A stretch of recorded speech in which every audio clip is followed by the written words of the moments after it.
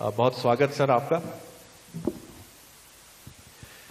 एक कवि हमारी पीढ़ी बड़ी दुर्लभ है, जैसा शुक्ला जी मैं कहता हूं कि 90 के दशक की संक्रमण काल की पीढ़ी है हमारी। हम जब युवा हुए तब नरसिम्हा राव जी ने दरवाजा खोल दिया था उदारता का। केबल टीवी भारत में प्रवेश कर चुका था। एंकर चीखने लगे थे क्योंकि खाड़ी युद्ध हुआ था और हमने पहली बार देखा था कि भारतीय संवाददाता टैंक पे बैठ के पीटीसी करते थे। तो सब कुछ बदल रहा था, फिल्मों का स्तर बड़ा नीचे आ रहा था। एक राष्ट्रीय पत्रिका साहित्य वार्षिकी निकालकर जैसे जैसे लाज बचाने की कोशिश कर रही थी, लेकिन बड़ी चुनौतियां थी। कुंवर बेचैन एक कवि हैं उसी दौर के, जो अपनी एक कविता में कहते हैं कि गांव जब मैं जाता हूं तो मेरी टाई नीम की खूंटी में टंगने से टकराती है। यानी शहर और गांव के बीच में अब टकराव है।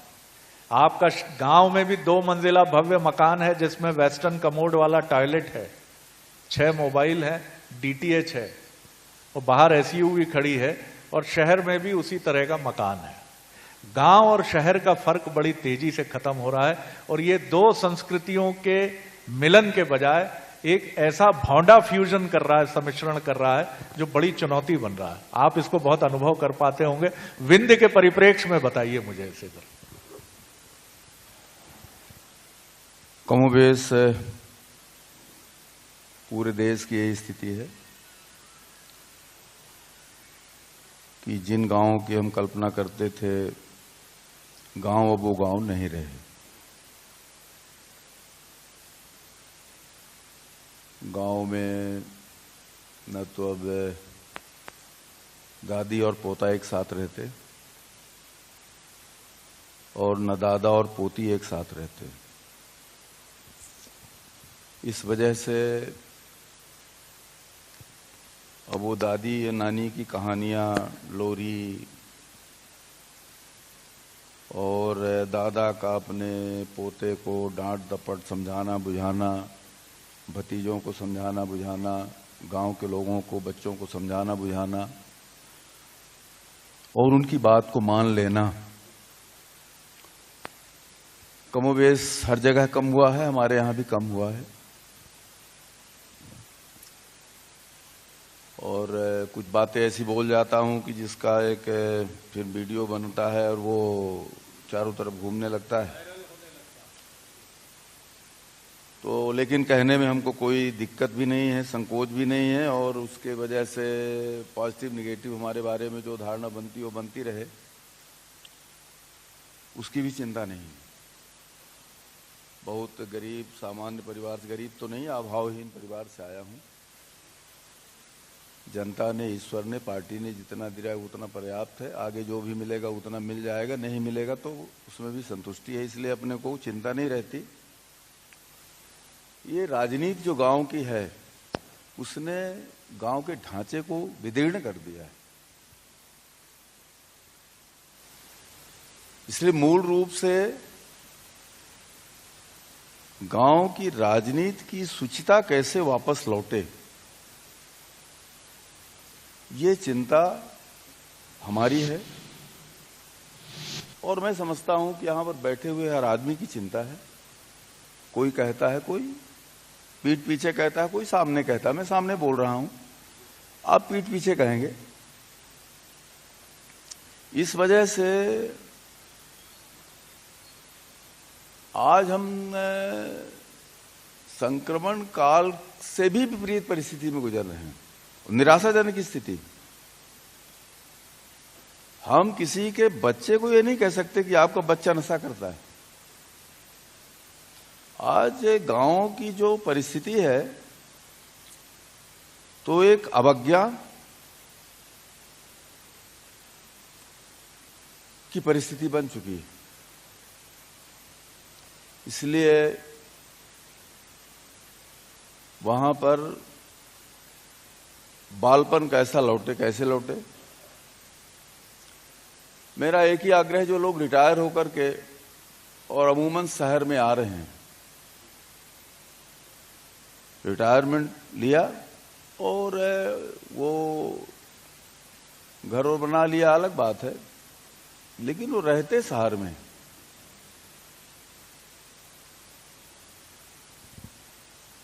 शहर में रहे मुझको कोई आपत्ति भी नहीं है, लेकिन मेरा आग्रह है कि वो गांव में भी जाएं, अपने पोते को रविवार को लेके जाए ना,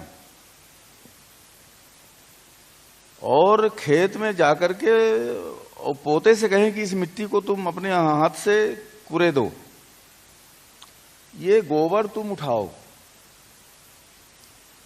ये आंगन में तुम झाड़ू लगाओ। तो बच्चे को प्यार उस समय होगा, वो मिट्टी से प्रेम उस समय करेगा।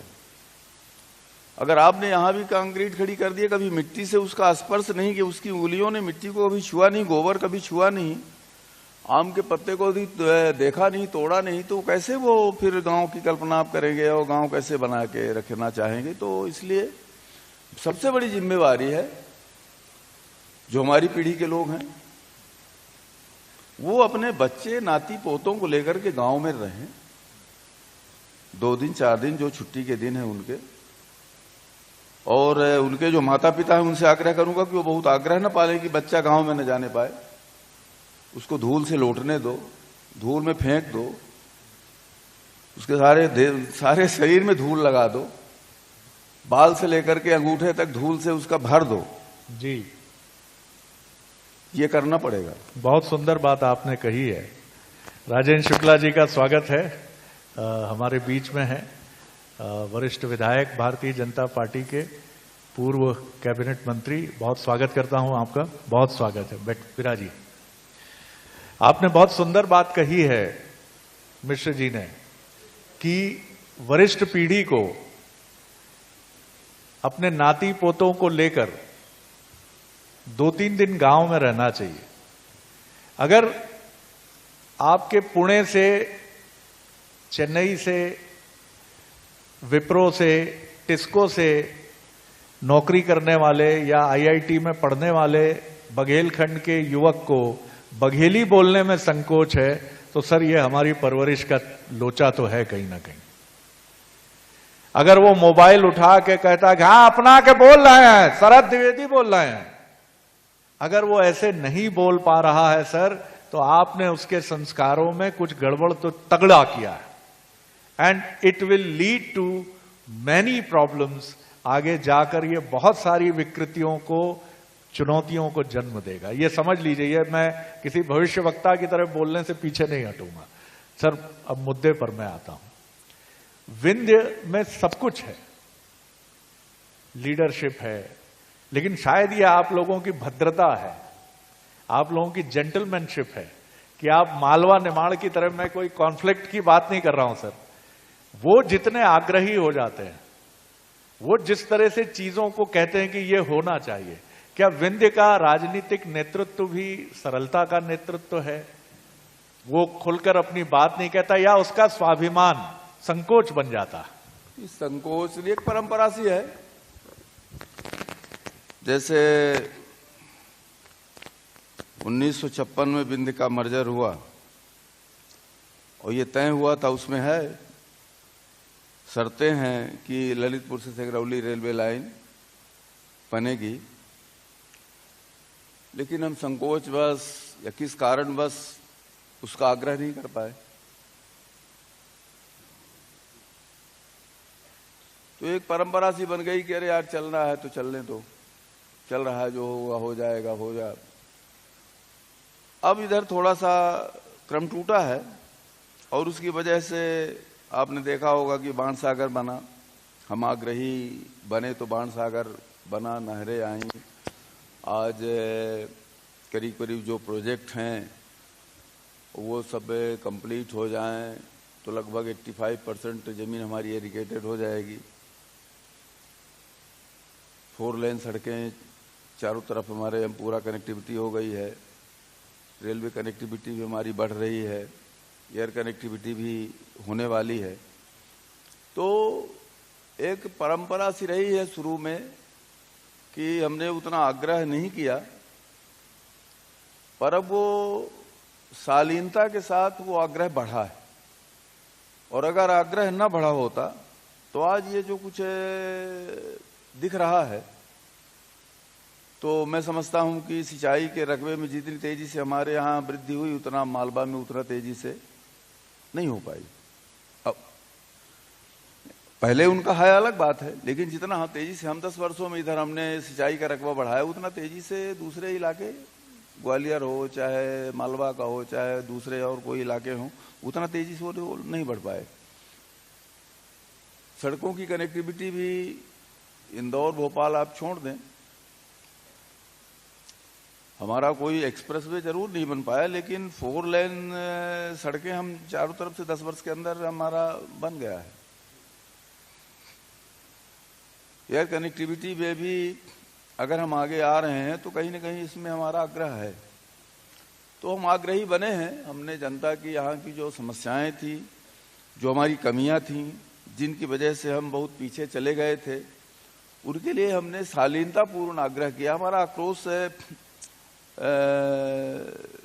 दिखा नहीं, वो अलग बात है, लेकिन अगर इन बातों के लिए दबाव न बनाया गया होता, प्रयास न किए गए होते, तो आज ये स्थिति तो नहीं बनती कम से कम। इसलिए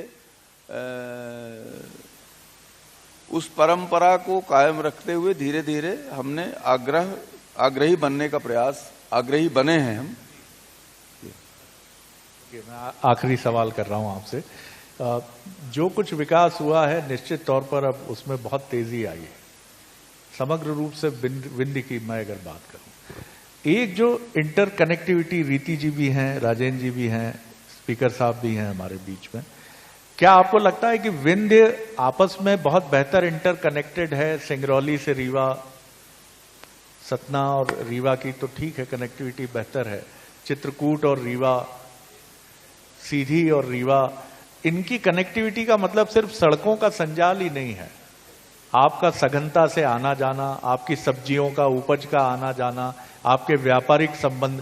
पहले हम विंध्य को आपस में ही बहुत बेहतर कनेक्ट करें और उसके बाद मध्य प्रदेश की तरफ बढ़े।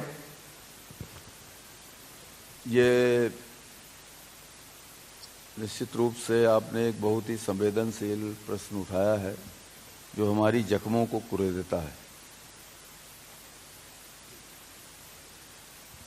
और इसको आगे बहुत बात करना ठीक नहीं होगा, इसको बहुत खुल के बात करेंगे तो फिर एक नया विवाद खड़ा हो जाएगा और वो कोई बहुत, उससे कोई लाभ मिलने वाला भी नहीं है। मैं सवाल बदल लेता हूं, मैं भी किसी मुश्किल में और किसी उसमें जाने की कोशिश नहीं करूंगा, लेकिन आपने बिना कहे, एक राजनेता की ये शैली होती है कि बिना कहे वो बहुत कुछ कह जाता है, आपने इसको विचार मनन चिंतन के लिए छोड़िए इस बात को।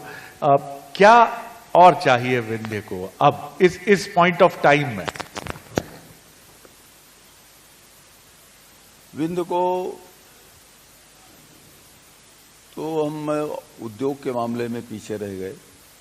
अभी तो सिंचाई के लिए अपन जद्दोजहद कर रहे हैं, औद्योगिक इकाइयों की आवश्यकता है, जिससे हमारे बच्चे जो अभी हमसे दूर जाना चाहते हैं, जा रहे हैं, उनको हम यहाँ समायोजित कर सकें।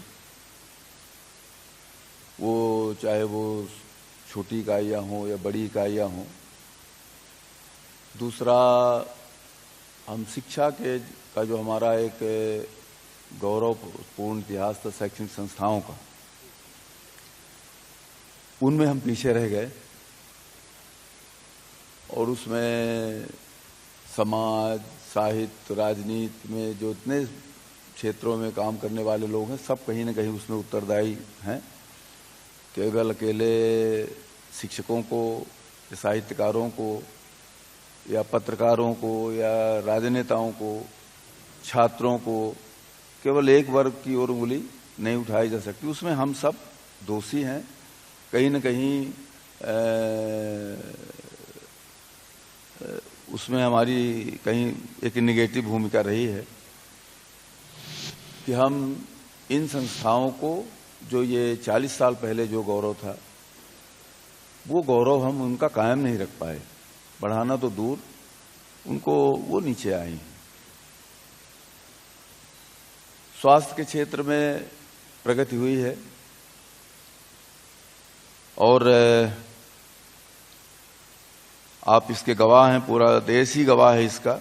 अगर कोई सर्च भी करेगा कि इस रीवा में कोरोना काल में सर्वाधिक अच्छी व्यवस्था हमारे पास तो वाराणसी से लेकर के प्रयागराज और जबलपुर, चित्रकूट तक के लोगों ने टेलीफोन किया कि हमको रीवा में जगह मिल जाए, और अभी उतनी तेजी से जितना होना चाहिए बढ़ रहा है। सुविधाएं बढ़ी हैं, सरकारी प्रयासों से बढ़ी हैं, निजी प्रयास भी अब धीरे धीरे हो रहे हैं, पर अभी उतना तेजी से हमको जो लक्ष्य हासिल करना चाहिए वो हम नहीं कर पा रहे हैं। तीसरा, पर्यटन के मामले में अब ये जो इंटरकनेक्टिविटी अगर आपसी हमारी हो जाए तो पर्यटन जो अभी बहुत बड़ा हमारे लिए वरदान है, और विश्व का सबसे बड़े जलप्रपात 50-60 किलोमीटर के अंदर, हम 7-6 जलप्रपात हमारे 50 किलोमीटर के अंदर, और हम मार्केटिंग नहीं कर पाए उसका। वो हमारे लिए एक बहुत बड़ी चुनौती है और शर्मिंदगी की बात भी है। तो ये 4-5 सेक्टर ऐसे हैं जहां अभी हमको आगे बढ़ने की जरूरत है। और अभी आप शायद अंतिम प्रश्न है ये। हाँ, मैं कहना चाहूंगा